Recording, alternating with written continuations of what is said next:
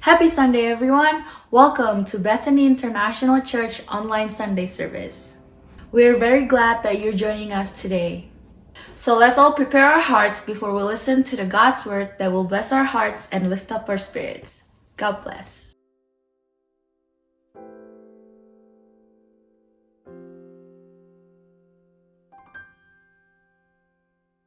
Come, tear down the walls I've built up, every wall I've built up, every wall I've built up. 'Cause you deserve every piece of my heart, every piece of my heart, every piece of my heart. Lord, I am trusting that you are a faithful Father, and all that you have, it is good. You're a generous giver, your love's like no other. Won't you come and break through to me over and over and over again? I am bringing my heart to you with open hands. Closer and closer, you're drawing me in, as the depths of my heart lay before you again. Say over, over and over again. I am bringing my heart to you with open hands. Closer, closer, you're drawing me in, as the depths of my heart lay before you again. Lord, I am trusting that you are a faithful Father, and all that you have, it is good. Yeah, you're a generous giver, your love's like no other. Won't you come and break through to me over and over and over again?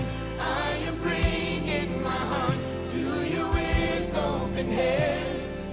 Closer and closer, you're drawing me in, as the depths of my heart lay before you again. Come and tear down the walls I built up, every wall I built up, every wall I built up. You deserve every piece of my heart, every piece of my heart, every piece of my heart.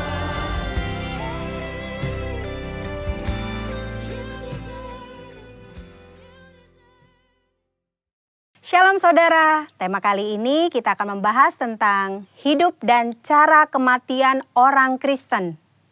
Tidak sedikit orang percaya, khususnya para pelayan Tuhan yang setia, berpulang karena serangan wabah COVID-19. Kemudian banyak orang bertanya, apa yang salah? Kenapa? Kok bisa? Orang seringkali mengaitkan cara kematian seseorang dengan kehidupannya. Kematian adalah hal yang tidak terhindarkan dari kehidupan semua makhluk hidup di dunia termasuk manusia. Ada dua pandangan, yaitu yang pertama pandangan orang yang saleh pasti meninggal dengan cara terhormat, seperti mati dengan tenang, tidak menderita kesakitan, saat-saat terakhir dengan kondisi baik. Pandangan yang sebaliknya yaitu orang yang berdosa besar. Mereka meninggal dengan cara yang hina, maksudnya matinya menderita, sendirian di saat-saat terakhir dan mengenaskan meninggal karena kecelakaan atau korban kriminal. Benarkah kedua pandangan tersebut? Tentu saja pandangan tersebut salah. Alkitab mencatat Tuhan Yesus sendiri diperhadapkan dengan pertanyaan dan situasi yang mirip. Dalam Lukas 13 ayat 1 sampai dengan 5 terjadi peristiwa matinya peziarah di Yerusalem yang dibunuh oleh Pilatus dan darahnya dicampur dengan korban darah yang akan dipersembahkan. Peristiwa yang kedua adalah orang-orang Galilea mati tertimpa menara dekat Siloam. Dua peristiwa ini membuat orang-orang bertanya, dosa besar apa yang telah dilakukan oleh kedua kelompok ini? Hingga mereka meninggal dengan cara yang mengenaskan. Saat itu juga Yesus menegur mereka bahwa hal itu terjadi bukan karena mereka lebih berdosa. Dosa dan kesalahan atau konsekuensi yang dibuat oleh manusia bisa saja mengakibatkan penderitaan dan mati dengan mengenaskan.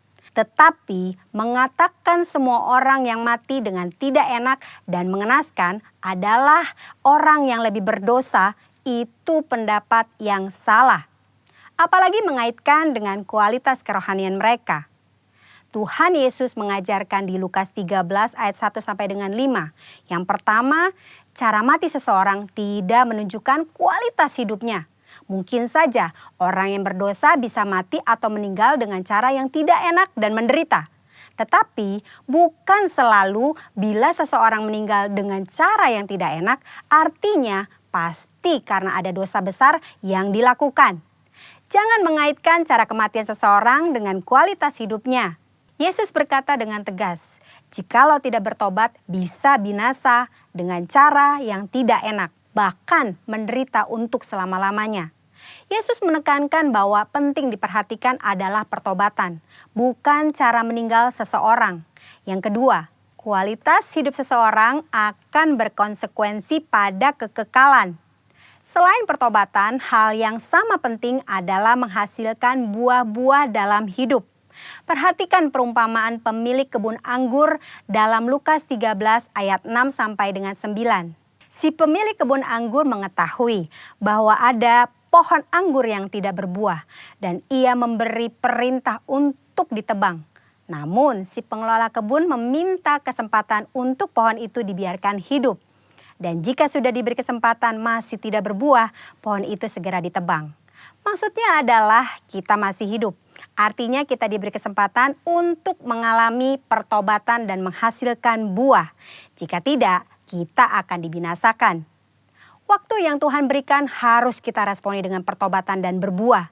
Saudara, jangan salah fokus dengan mempertanyakan bagaimana cara seseorang meninggal. Sebaiknya kita meresponi kesempatan hidup yang Tuhan berikan.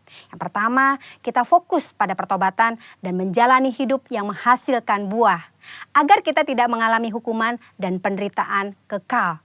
Yang kedua, tidak ada hubungan langsung antara cara seseorang mati dengan kerohanian yang dijalani selama hidupnya. Yang ketiga, cara orang percaya mati adalah kedaulatan Tuhan yang tidak dapat diselami oleh manusia. Tetaplah percaya dan serahkan diri kepada Tuhan. Percayalah, tidak ada keputusan Tuhan yang salah.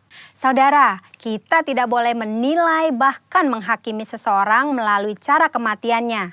Sebagai contoh, memperkatakan, sudah rajin beribadah, berpuasa, berbahasa roh, kok bisa mati karena COVID-19? Hal itu tidak ada hubungannya, lagi sangat tidak pantas untuk diucapkan karena tidak menghormati dan tidak sensitif terhadap perasaan keluarga yang ditinggalkan. Mari saudara, kita fokus kepada pertobatan dan menghasilkan buah-buah yang baik selama kita masih punya kesempatan. Tuhan Yesus memberkati.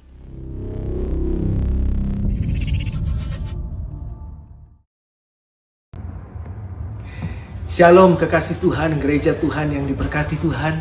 Selamat datang di ibadah online service kita hari ini. Kembali saya menyapa kita dengan salam kasih Kristus. God bless you semua. Dan saya mengajak kita siapkan hati kita hari ini. Siapkan keluargamu sama-sama datang untuk memuji, menyembah, bersyukur kepada Tuhan yang agung, yang mulia. Tuhan yang menyelamatkan kita. Tuhan yang menjaga hidup kita semua. Tuhan yang memberkati kita. Dan Tuhan yang selalu menyatakan kebaikan dan kasih-Nya kepada kita.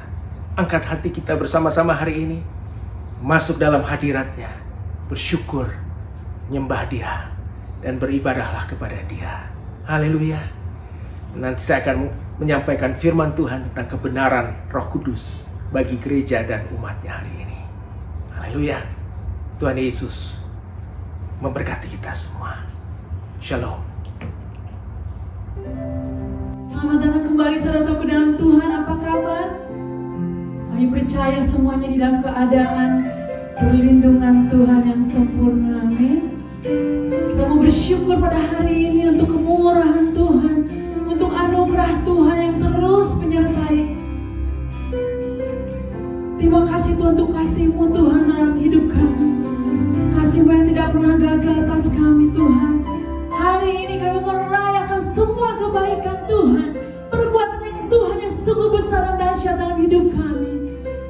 kasih Tuhan Yesus, Kami memberikan yang terbaik bagi-Mu Tuhan pada pagi hari ini. Terimalah Tuhan menjadi persembahan yang harum di hadapan-Mu Tuhan Yesus, menjadi dupa yang menyenangkan hati Tuhan. Terima kasih Tuhan untuk hari ini. Kami bersyukur Tuhan, semua karena kemurahan Tuhan. Terima kasih Yesus, haleluya, thank you Jesus. Semua karena kemurahan-Mu Tuhan, haleluya. Mari kita katakan, oleh karena kemurahan Tuhan, oleh karena kemurahan Tuhan, ku ada sampai hari ini. Yes, Lord. Oleh karena kebaikan Tuhan, janji-Mu terjadi bagiku. Katakan sekali lagi, oleh karena kemurahan Tuhan, oleh karena kemurahan Tuhan, ku ada sampai hari ini. Yes, Lord. Oleh karena kebaikan Tuhan, janji-Mu terjadi bagi. Katakan, aku percaya, aku percaya, berkat-Mu atasku melimpah, kebajikan, kemurahan selalu mengikutiku. Ku puji, ku sembah Kau. Katakan, aku percaya, aku percaya. Terima kasih untuk berkat-Mu, untuk berkat-Mu atasku melimpah, kebajikan, kebajikan, kemurahan selalu mengikutiku. Ku puji, ku sembah Kau Tuhan, ku puji Kau Tuhan, ku puji, ku sembah Kau Tuhan. Katakan, ku puji Tuhan, ku puji, ku sembah Kau Yesus. Mari kita sembah, ucapkan syukur-Mu. Ku bersyukur, ku bersyukur Tuhan. Semua karena kemurahan-Mu Tuhan. Aku ada dan hidup Tuhan, semua karena kemurahan-Mu Yesus. Haleluya. Layak Engkau dipuji, layak Engkau ditinggikan. Haleluya.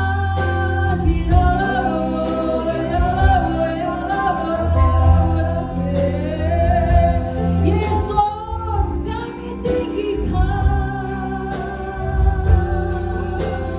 Sepanjang hidup kami Tuhan, Engkaulah Tuhan satu-satunya yang layak ditinggikan. Haleluya. Thank you Jesus.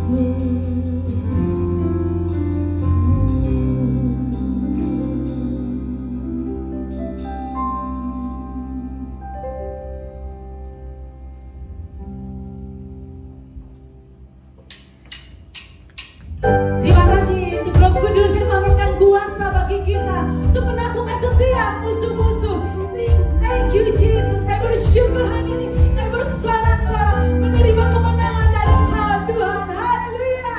Katakan, ku diberi kuasa dari Raja Mulia, menaklukkan musuh, menaklukkan musuh di bawah kaki. Ku pakai kuasa, ku pakai kuasa dari Raja Mulia. Bila Allah ada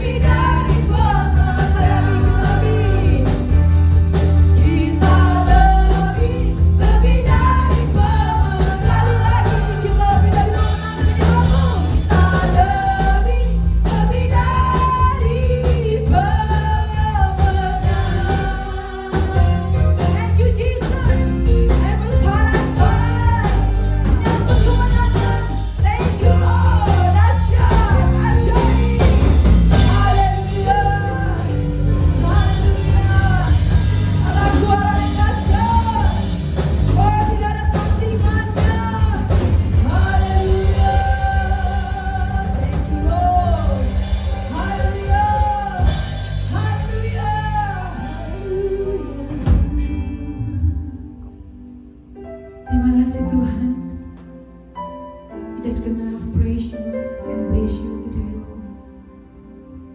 Thank you for your goodness in our life, Lord. We're just gonna celebrate, Lord, with our worship to you, Jesus. Hallelujah. Thank you, Jesus. You're so good, Lord. Oh, Jesus.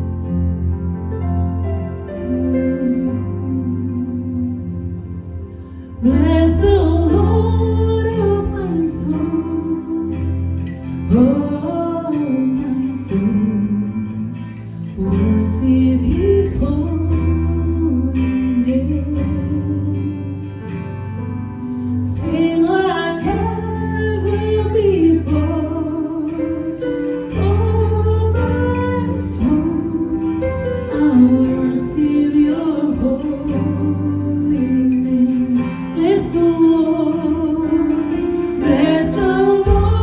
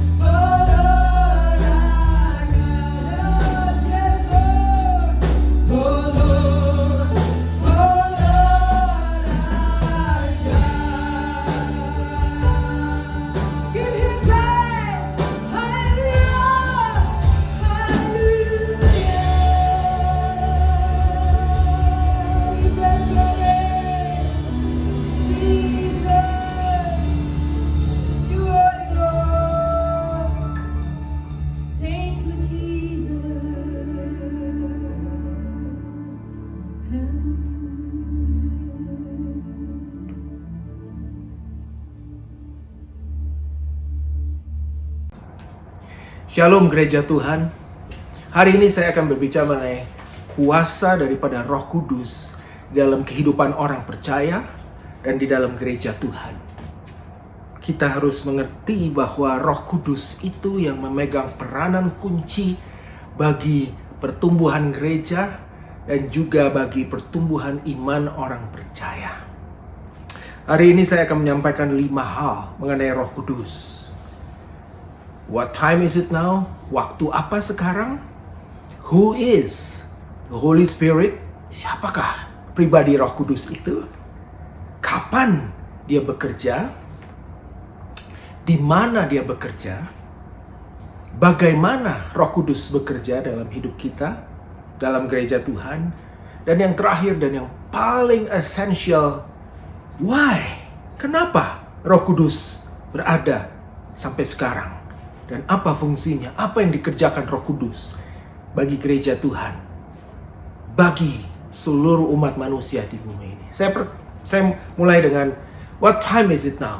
Waktu apa sekarang? Atau era apakah kita berada sekarang? Kita berada dalam 3 era. Yang pertama adalah era atau zamannya Bapa. Itu zaman perjanjian lama, di mana Bapa atau Tuhan berhubungan langsung tanpa melalui anak, tanpa melalui Roh Kudus, langsung kepada hamba-hamba Tuhan, langsung kepada orang-orang pilihannya, langsung kepada nabi-nabi Tuhan yang Tuhan pakai untuk menyampaikan pesannya atau memimpin satu bangsa atau umatnya menuju ke keselamatan. Itu adalah zamannya Abraham, atau dari awal, dari zaman Adam dan Hawa, Tuhan berbicara langsung kepada mereka.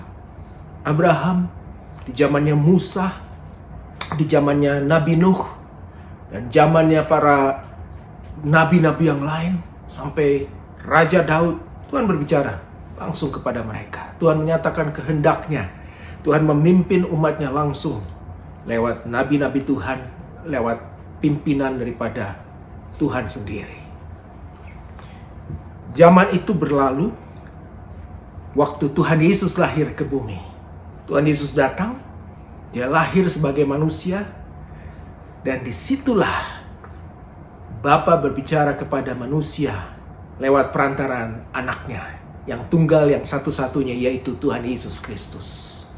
Dia berbicara kepada umat manusia, dia menyampaikan firman-Nya, dia menyampaikan tegurannya, dia menyampaikan guidance-nya, dan dia menyatakan isi hati Bapa.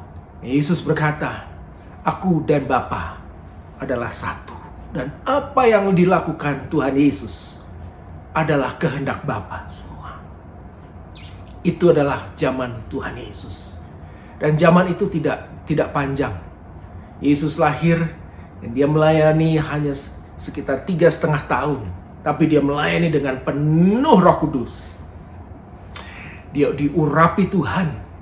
Dia dikatakan begitu banyak tanda, heran dan ajaib, miracles, signs and wonders. Karena dia adalah Tuhan itu sendiri. Tapi dia bekerja karena dia penuh dengan pada Roh Kudus itu sendiri. Tuhan Yesus diurapi dengan luar biasa. Kita tahu semua Tuhan Yesus akhirnya meninggal dan dia bangkit. Dan akhirnya Tuhan Yesus kembali ke surga. Tuhan Yesus katakan adalah lebih baik jika dia meninggalkan kita agar Roh Kudus turun menggantikan fungsi daripada Tuhan Yesus di bumi. Waktu Yesus berada di bumi, dia terbatas. Dia adalah Tuhan ilahi. Artinya dia 100% adalah Tuhan, anak Allah yang hidup, Son of a living God. Tapi Yesus juga adalah 100% manusia seutuhnya. Manusia ilahi. That's why Tuhan Yesus hanya bisa berada dalam satu tempat, dalam satu waktu, dalam satu jangka waktu. Haleluya. Tuhan Yesus selesai. Dia sudah menyatakan kehendak Bapa.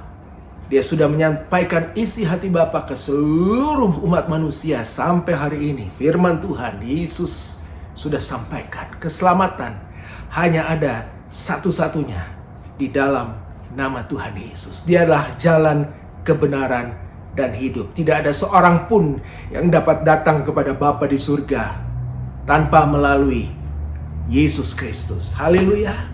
Zaman itu sudah berlalu. Yesus naik dan dia janjikan penghibur yang turun datang. Puji Tuhan. Masa Bapa selesai, masa Tuhan Yesus sudah selesai. Kini 2000 tahun yang lalu di Yerusalem, Roh Kudus turun pertama kalinya di atas muka bumi ini untuk memenuhi anak-anak Tuhan, gereja Tuhan, murid-murid Tuhan dipenuhi oleh Roh Kudus yang luar biasa. Itulah hari Pentakosta. Dari zaman 2000 tahun yang lalu sampai hari ini, kita masuk ke dalam zamannya Roh Kudus, era Roh Kudus. Puji nama Tuhan. Roh Kudus itu tidak terbatas, tidak bisa ditentukan oleh satu tempat saja. Roh Kudus tidak bisa ditentukan oleh satu ruang.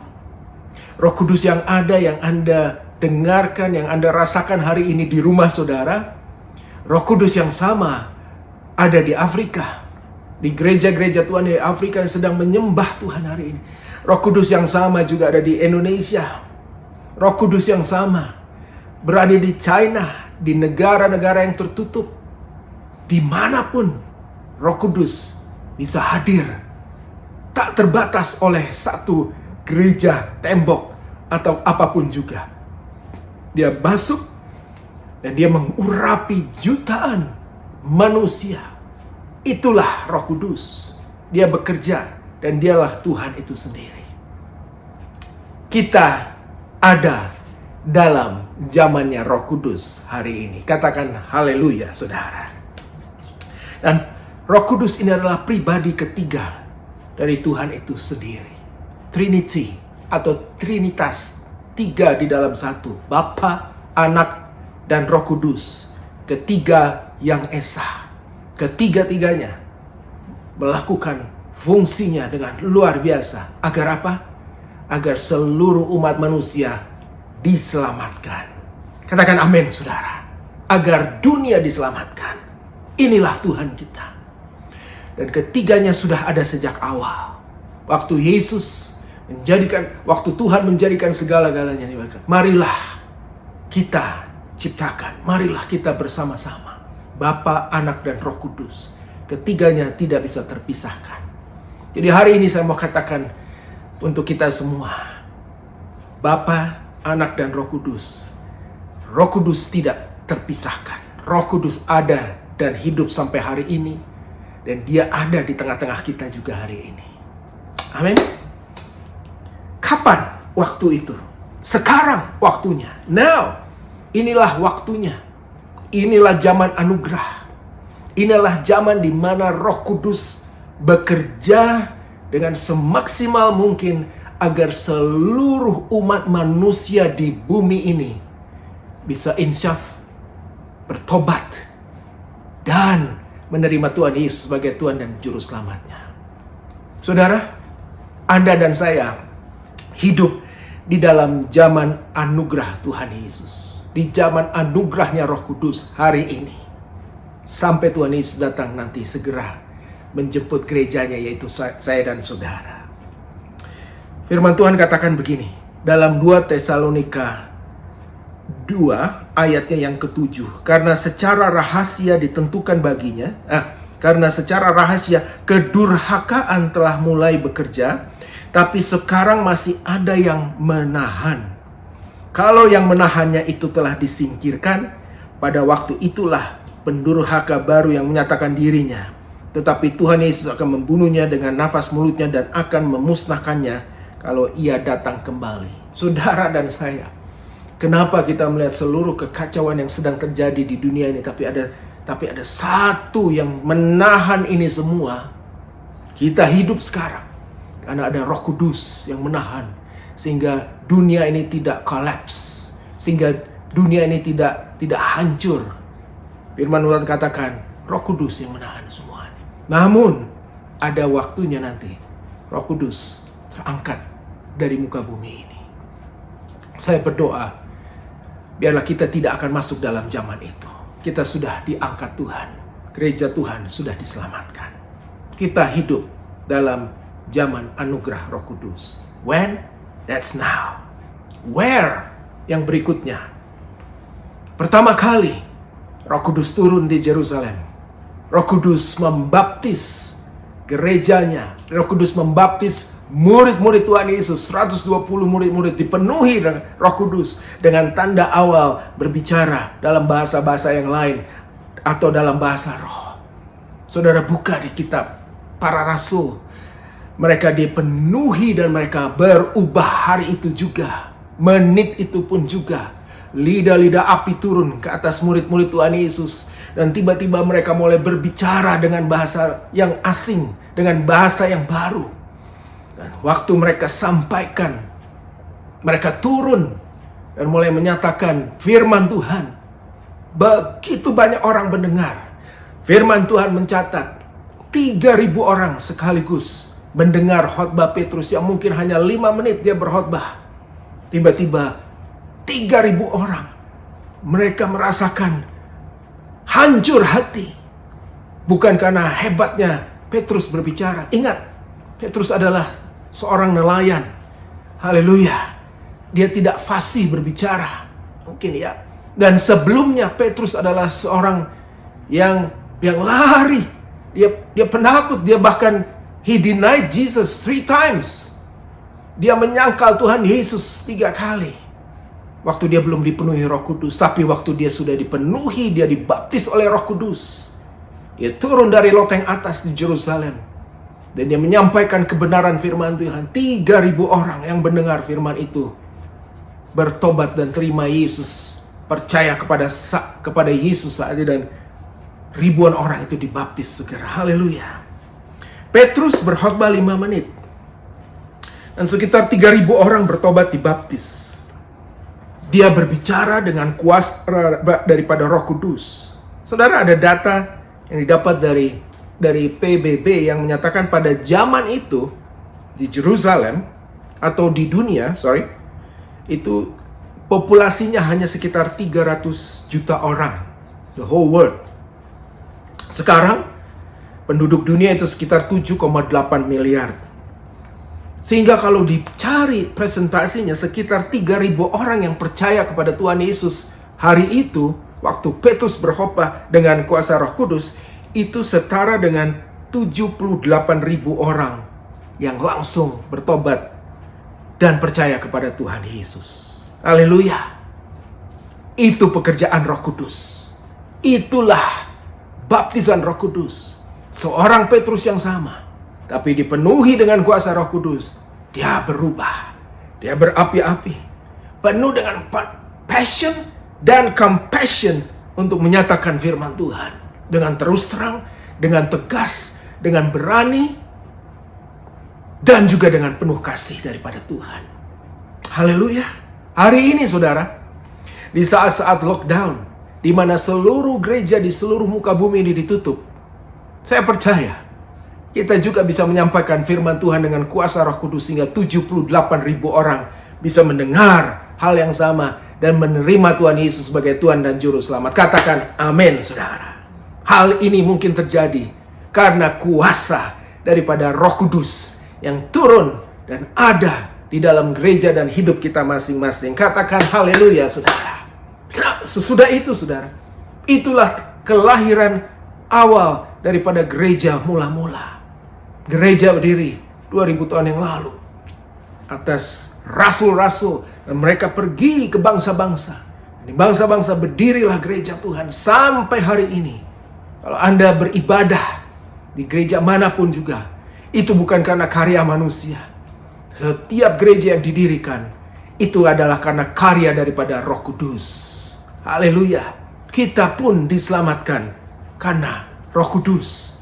Bukan karena kehebatan seseorang. Bukan karena fasihnya seseorang menyampaikan firman Tuhan.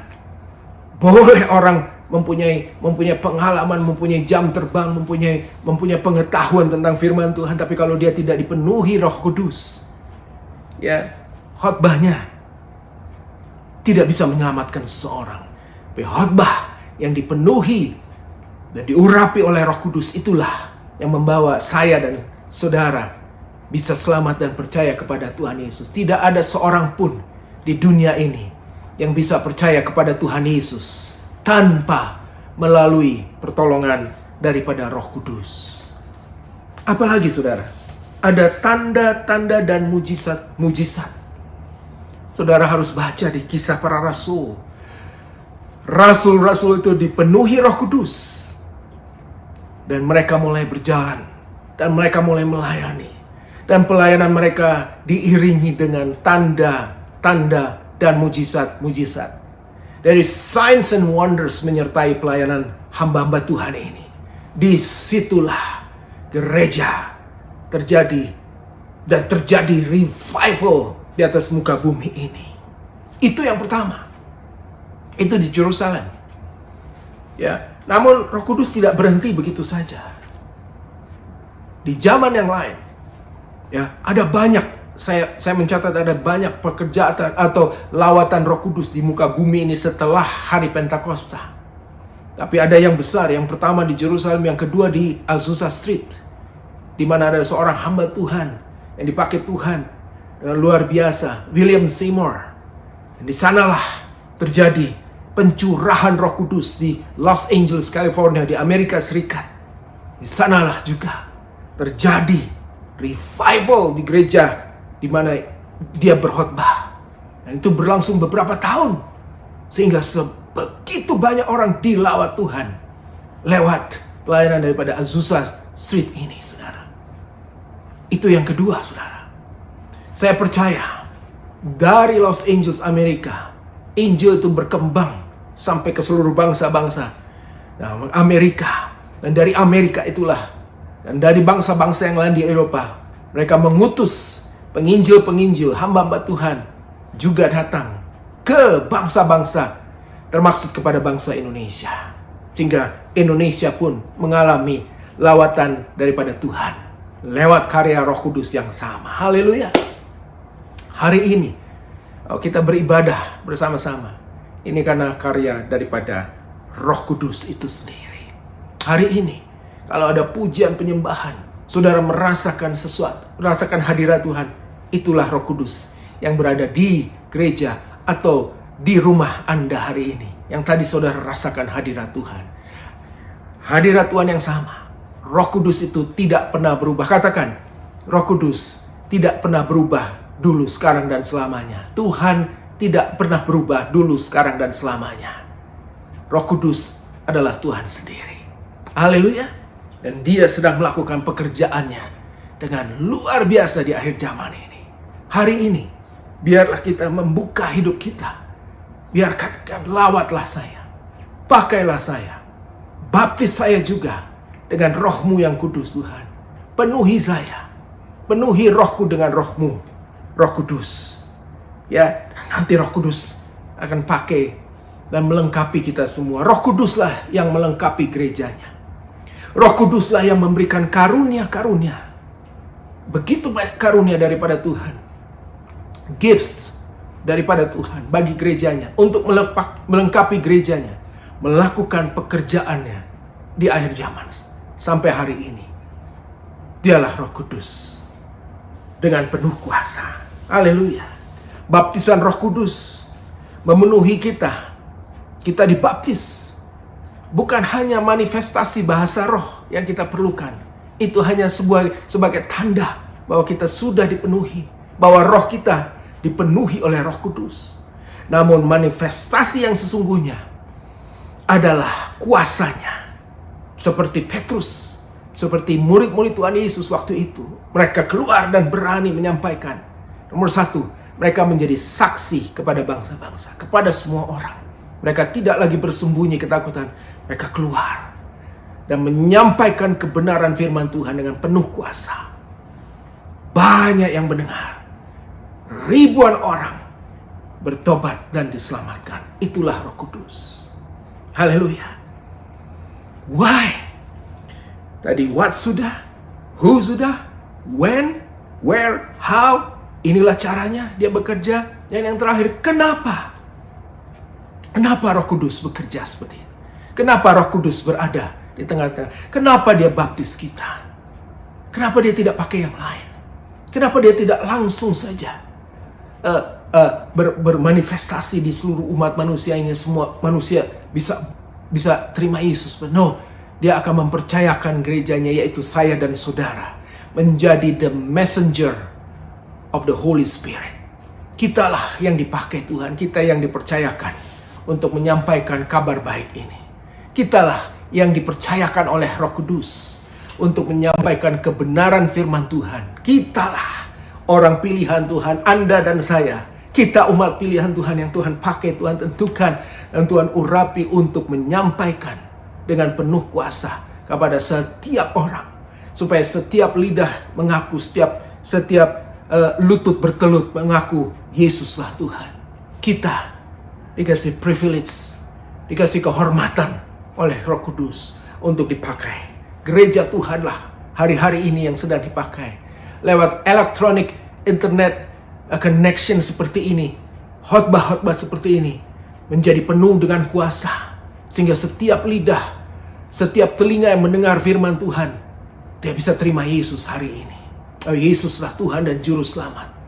Bertobatlah, dengarlah firman Tuhan, datanglah kepada Tuhan, bersyukurlah, minta ampun kepada Tuhan Yesus, dan berbalik dari jalan-jalan yang salah. Itulah kenapa kita dipakai hari-hari ini, yaitu untuk menggenapi amanat agung. Saudara, Tuhan Yesus memberikan perintah agar kita pergi ke seluruh bangsa dan sampaikan kebenaran firman Tuhan ini. Tapi tanpa dipenuhi dan tanpa diperlengkapi oleh Roh Kudus, pekerjaan itu sia-sia. Tapi Tuhan katakan, pergilah, beritakanlah Injil, ya, agar semua bangsa mendengar firman Tuhan. Saya dan saudara, kita yang berada di bangsa-bangsa hari ini, inilah tugas kita, bekerja sama dengan karya Roh Kudus, menyampaikan firman Tuhan. Pertama, dari keluargamu sendiri, dari sanak saudaramu, from your own Jerusalem, sampaikan kebenaran. Dan pergilah kepada Judea, kepada Samaria, bahkan sampai ke ujung bumi, sekalipun Tuhan akan menyertai kita semua. Inilah Roh Kudus. Dia akan menginsafkan dunia. Dia akan membuka hati yang tertutup. Dia akan menjangkau orang-orang yang perlu diselamatkan, yang harus diselamatkan. Dia tahu di mana mereka berada. Dan dia akan pakai saudara dan saya untuk menyampaikan kebenaran firman Tuhan ini. Haleluya. Roh Kudus akan menginsafkan dunia. Saya akan tutup dengan ini, saudara.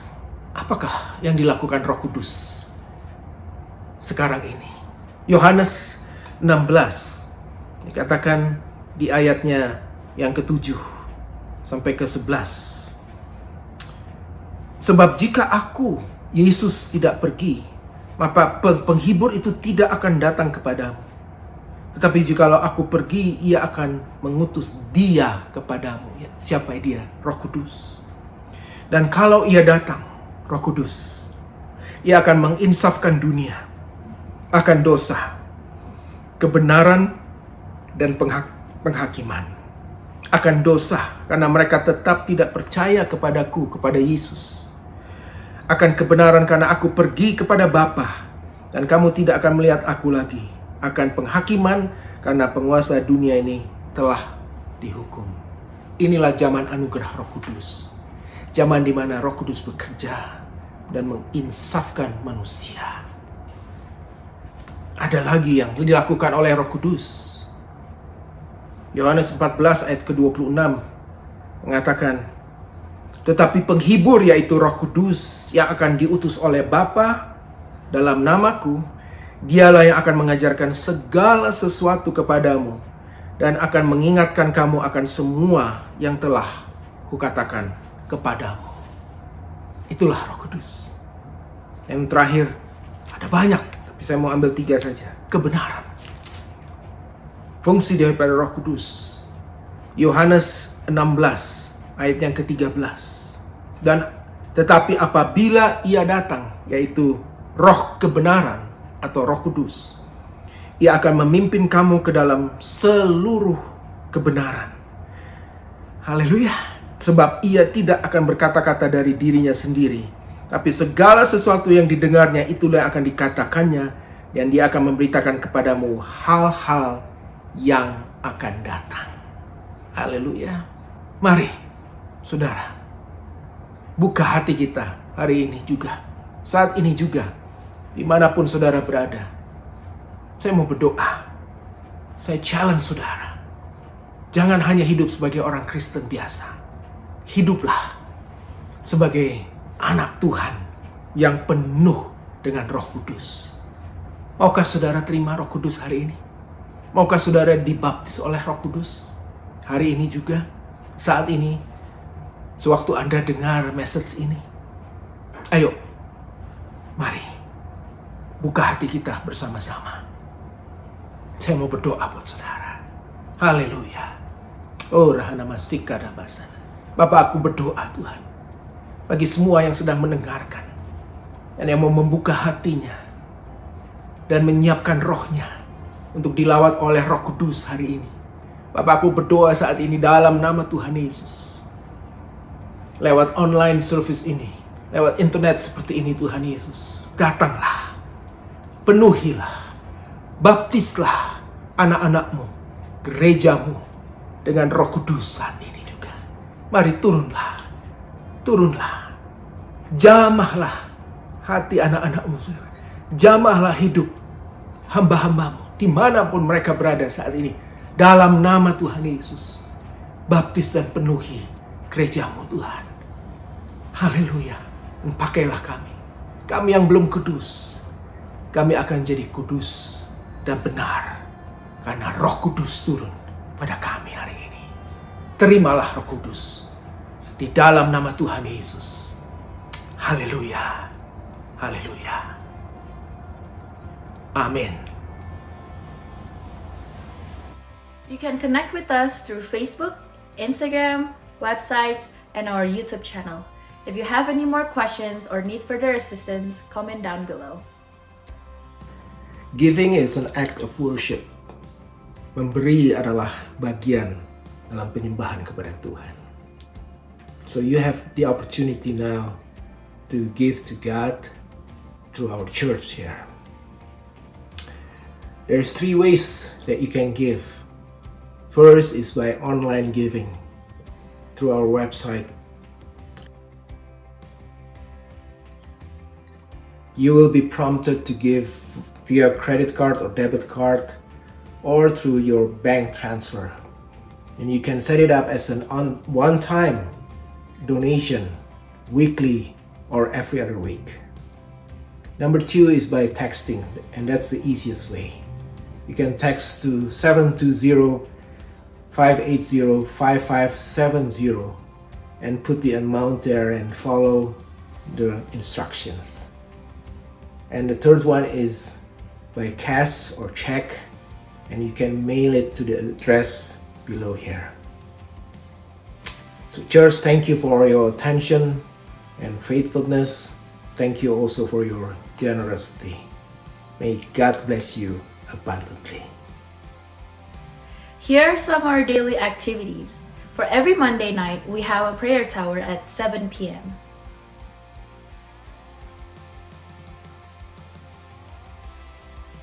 We are inviting you to our daily cool gatherings for every Wednesday night, Thursday night, and Friday night.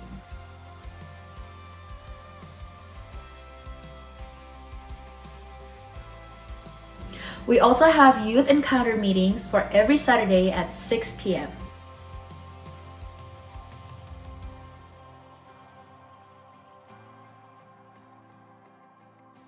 For our kids' church, we have meetings every Sunday after Sunday service at 12 p.m.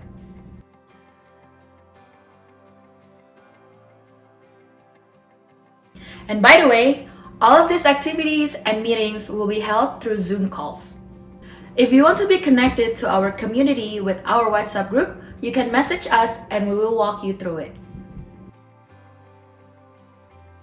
We'll be streaming live every Sunday morning at 10:30 a.m. Denver time. Again, join us at facebook.com/BICDenver.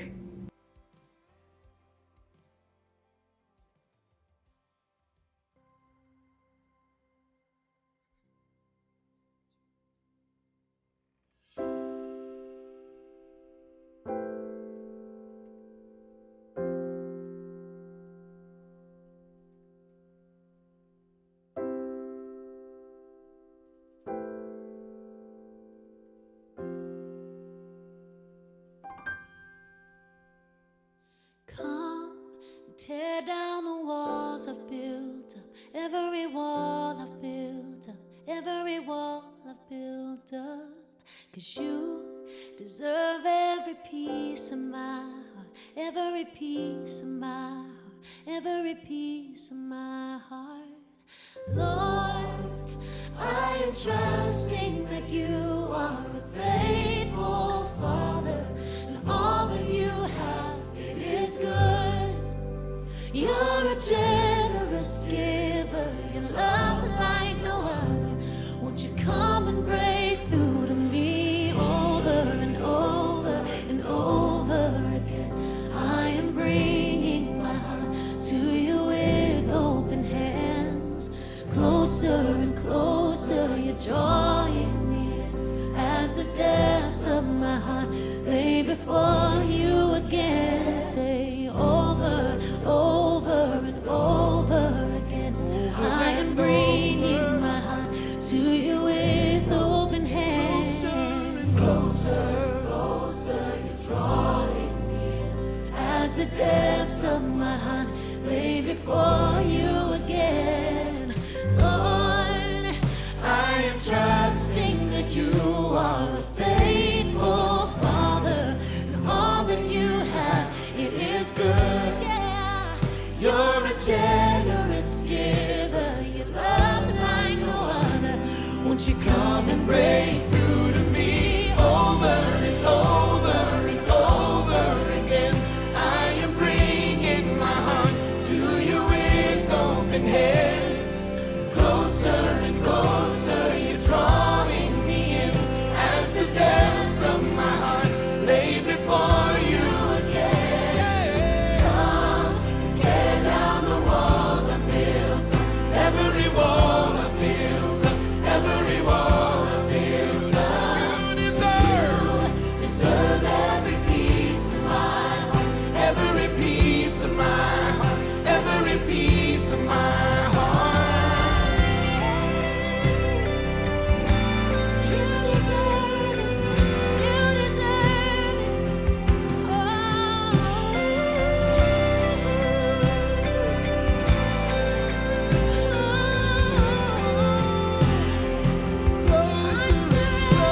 I surrender, give you everything.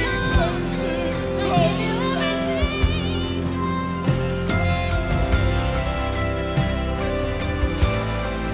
Drawing me closer. And over and over and over again, I am bringing my heart to you with open hands. Closer and closer, you're drawing me in. As the depths of my heart lay before you again. Over and over and over again, I am bringing my heart to you with open hands. Closer and closer, you're drawing me in. As the depths of my heart lay before you again. Over and over and over again, I am bringing my heart to you with open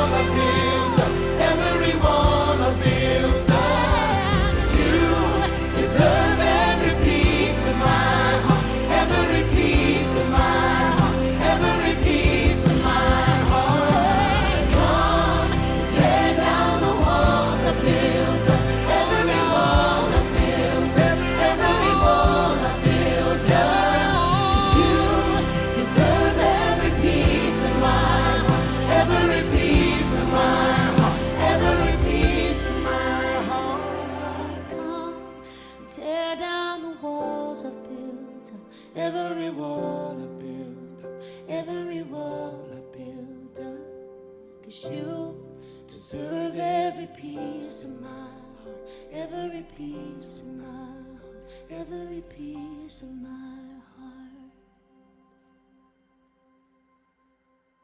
This is a song of surrender.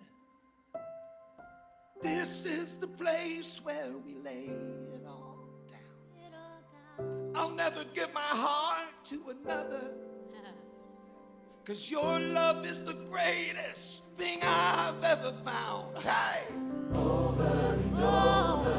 I surrender, I surrender.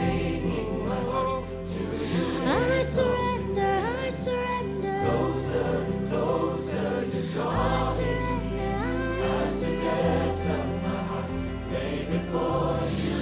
Oh, 'cause I can trust you, I can trust you. Oh, I can trust you, I can trust you.